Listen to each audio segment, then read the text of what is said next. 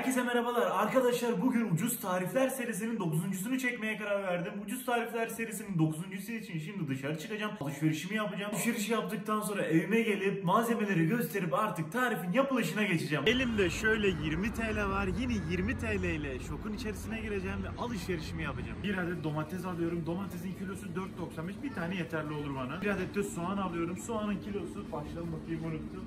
Kuru soğanın kilosu 1.75, dediğim gibi bundan da bir adet alıyorum. 468 gramda tavuk alıyorum. Bu ne? Tavuk göğsü. Kilosu bunun 18.95, yani bir 9 TL gibi bir şey yapacak bu. Bunu da dediğim gibi alıyorum. Böyle 2 adet de ekmek alıyorum. Böyle birçok tost yapmaya çalışacağım. Bunun ikisi toplamda 2.5 TL. Alışverişi yaptım. 17 TL tuttu. Gördüğünüz gibi şöyle göstereyim.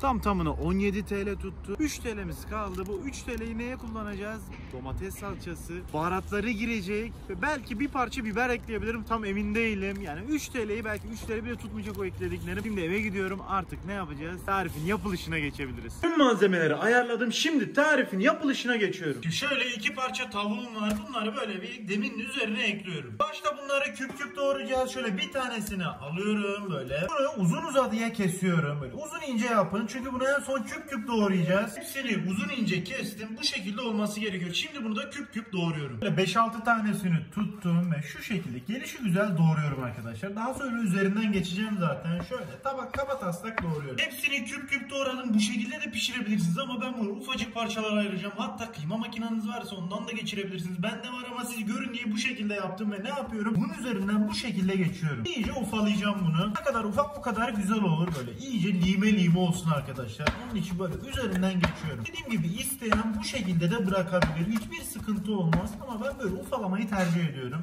İyice ufaladım. 2 dakika boyunca böyle üzerinden durmadan geçtim. Şöyle toparladım. Daha sonra tuttum. Tekrardan üzerinden böyle geçe geçe bunu iyice ufaladığımı düşünüyorum. Piştiği zaman zaten az çok belli olacaktır. Bunu iyice şöyle bir toparlayalım. Tam kıyma kıvamına geldi. Şöyle tutuyorum ve bir tabağa alıyorum. Bunu artık pişirebiliriz. İsterseniz tavada yapabilirsiniz. İsterseniz benim gibi bir cihazınız varsa burada da yapabilirsiniz. Şunu kenara alıyorum. Şimdi bunun içerisine sıvı yağ ekliyorum. Ortalama böyle 3 yemek kaşığı kadar sıvı yağ ekleyin. 30 saniye bekliyorum. Sıvı yağım kızsın. Zaten bunun altı açık. Şu an sıcak. Kızıp kızmadığını nereden anlarsınız? Bir parça tavuğu bu şekilde eklersiniz içerisine. Görüyor musunuz? Kenardan köpürmeler oluyor. Demek ki kızmış. Yeterince kızmış. Sıkıntı yok. Artık tavuğumu atabilirim bunun içerisine. Ve artık tavuğumu cihazın içerisine ekliyorum.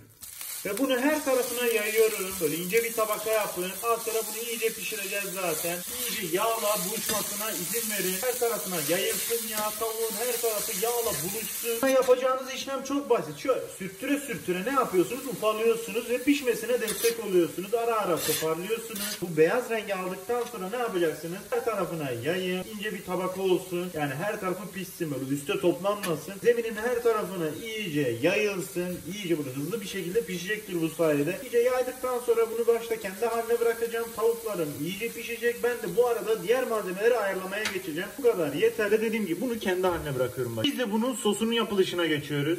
Ocağın altını yakıyorum.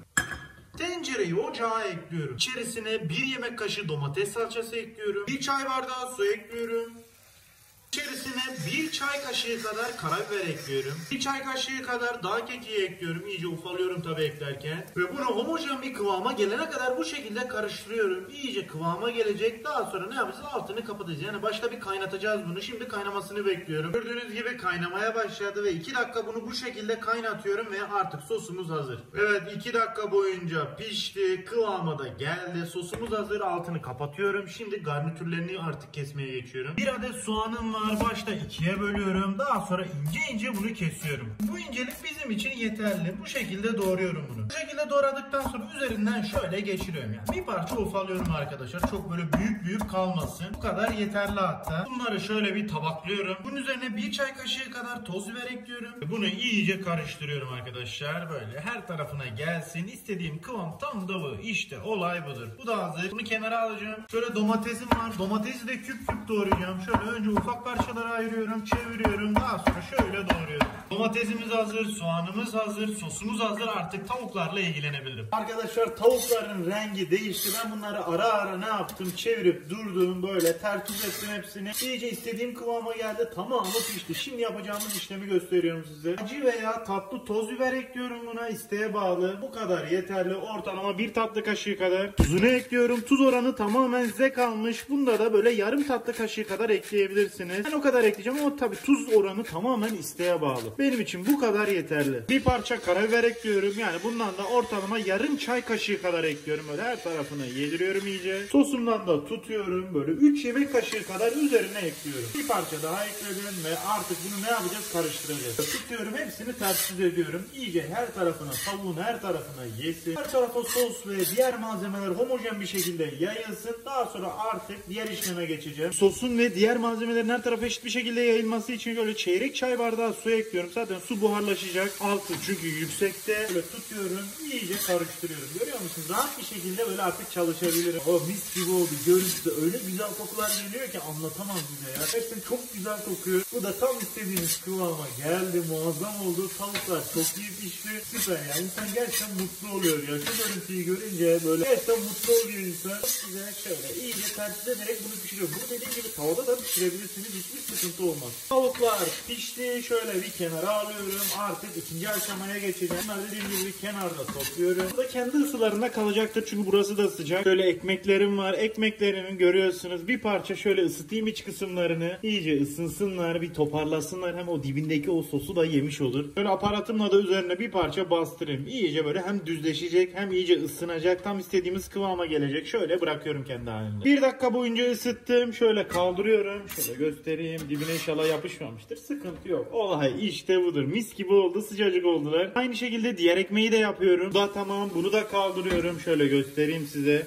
Ekmekler de hazır. Görüyorsunuz şu dip kısımlarını da şöyle ne yapıyoruz? Öyle iyice yağladım. Şöyle göstereyim. Çok güzel de oldular. İyice sosa bulandılar. Bunları şöyle bir kenara alıyorum. Sıcacıklar şu an. Soğanları görüyorsunuz. Şöyle içerisine ekliyorum bunun. Şöyle yayıyorum. 1-2 tur attırıp daha sonra ne yapacağım? Domateslerini ekleyeceğim. 1 dakika boyunca bunu karıştırıp daha sonra domateslerini ekleyeceğim. Soğanlar 1 dakikadır kavruluyor. Şimdi domatesini ekliyorum. Bunları iyice ters ediyorum. Ocağım burada çok yüksek ateşte çalışmanız gerekecek. Yüksek ateşte bir parça bunları ne yapacağım? Kavuracağım. Daha sonra tavukla buluşturacağım. Evet, domates ve biberler kavruldu. Şimdi artık buluşma anı. Şöyle tutuyorum. Hepsini birleştiriyorum. Hepsini ters edin. Eğer sizinki kuru olursa bir parça su eklemesi yapın. İyice karıştırın böyle. Her tarafın böyle eşit bir şekilde olması gerekiyor. Yani tavuk ve domatesin her tarafa eşit bir şekilde gelmesi gerekiyor. Böyle ters ediyorum onun için. Artık karışımımız hazır. Çok güzel oldu. Muazzam gözüküyorlar. Şimdi son bir işlem kaldı artık. Bunlar bir parça ısınsın. Daha sonra tabii şu an zaten sıcak ama iyice özdeşleşsin. İç içe girsinler. Daha sonra ekmekleyeceğim bunları. Bunlar istediğim kıvama geldi. Artık ekmekleyebilirim. Şöyle tutuyorum. Bir tanesini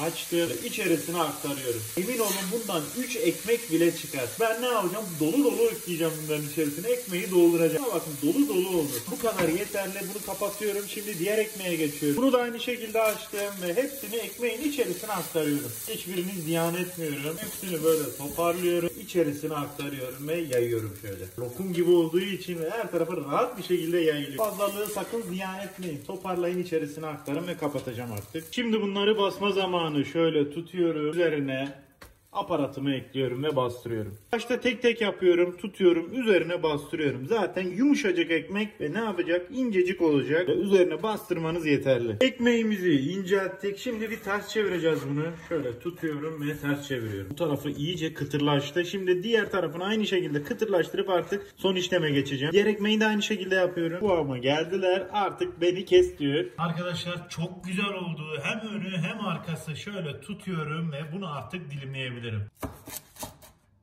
Çıtır çıtır da olmuş. Göstermek istiyorum arkadaşlar size. Muazzam gözüküyor. Çok güzel ya. Şuna bak ya. Gerçekten dört dörtlük gözüküyor.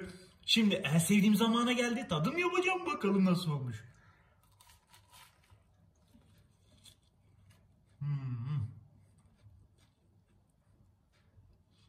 Biraz sıcak ama ya ben böyle bir lezzet görmedim ya. Ya bu tostu mutlaka deneyin arkadaşlar. Dört dörtlük olmuş ya. Şöyle tutuyorum, devam ediyorum. Hem çıtır çıtır ve dönerle tost arasında efsane bir şey olmuş bu ya. Arkadaşlar bu bir tanesi bize ne kadara geldi? 10 TL'ye geldi. 10 TL bile değil, onu söyleyeyim ben size. Çünkü kullandığımız malzemeler 3 TL yapmadı, öyle söyleyeyim size. Yani 2 tane koca tost yapmış olduk. Diğeri de yan tarafta sıcak kalsın diye üzerinde bıraktım. Onu da yiyeceğiz. Bir tane daha alıyorum.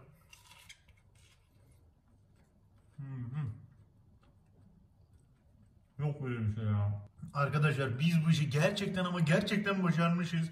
Bu 2 tane tostla 4 tane öğrenci bence rahat rahat doyar. Bir menüyü rahat rahat atlatır. Arkadaşlar ben yemeğe devam ediyorum. Herkese afiyet olsun. Videomuzu beğenip kanalımıza abone olmayı unutmayın. Bir sonraki videoda görüşmek üzere arkadaşlar. Hoşçakalın.